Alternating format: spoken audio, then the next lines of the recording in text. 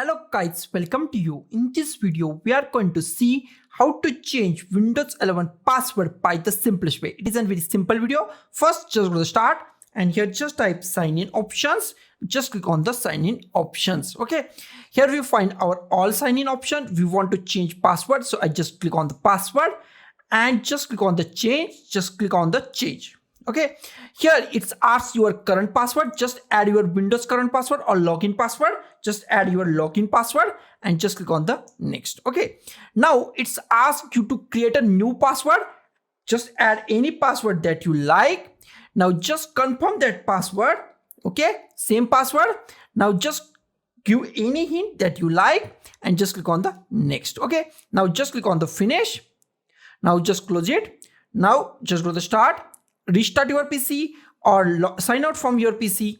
I'm just going to the sign out. Okay, now just click here. Now just add your new password and hit enter key, and that's all. Your password is changed in Windows 11 PC or laptop. So guys, thank you for watching this video. Don't forget to like, share, comment on this video, and don't forget to subscribe the channel.